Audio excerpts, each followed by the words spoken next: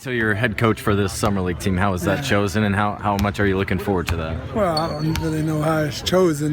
Nate came to me and said that I was going to do it. I know Coach Burke has done it for a number of years. I think he's retired. You know, he's been a summer league coach way too long. So there's some new blood, and you know.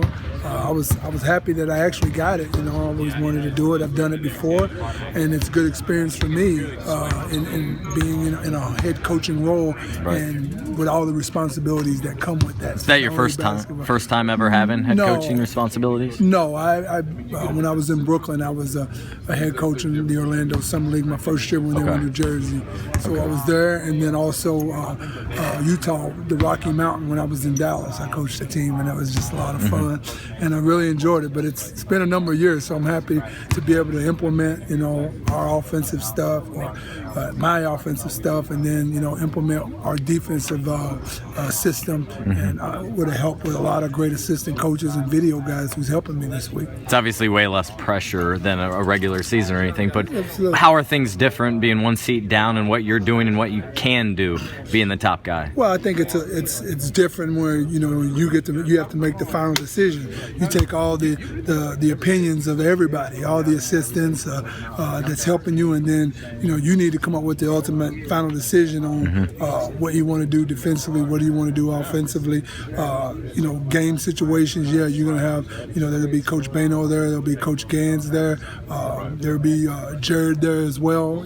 With input on the bench, and then we'll have video guys behind the bench. So you come with input. They give you all the input, and then you got to make the final decision, which is a lot of fun. Because it's under Nate's umbrella now, will there be any tangible differences that we'll see right away as far as offense, defense, anything like that? Well, I think offensively, Nate's biggest points to me is he doesn't want a lot of ball holding. He wants a lot of quick decisions. When the ball swings to you, be able to make a decision, whether you shoot it, pass it, or drive it. We don't want you holding, sizing up guys. We want great ball movement, and we want player movement, and we're trying to implement that system, and also teaching guys how to space properly, because in order to attack, you need space on the court. So we're working a lot in getting that system in.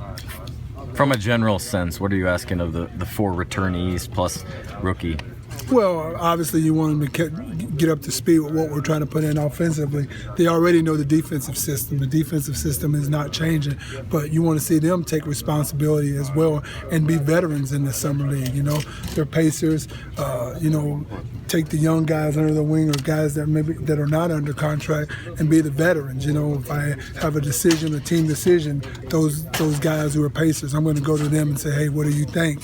That's what head coaches do during the regular seasons with their veteran players. I don't know exactly what Nate is going to implement himself, but I just know the things that he told me he wanted in a summer league offense. And he said that we wanted to play fast, and we wanted to play random.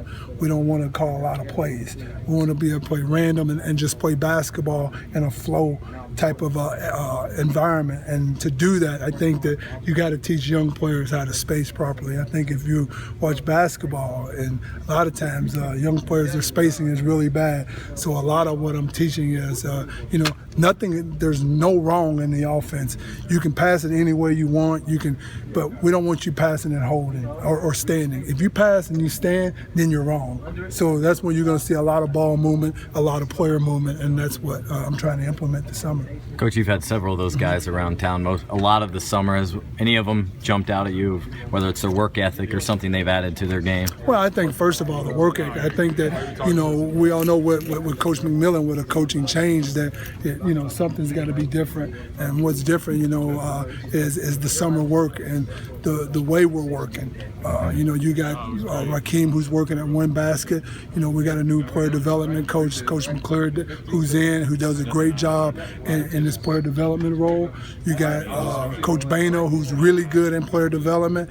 And, me and Dan Burke is just kind of just like us latching on and following those guys and working our butts off too. The video guys are coming out. So we want to create an environment here where you feel good about coming to work and working on your game and getting better, and you want to be on the basketball court working. So that's the environment we're trying to create.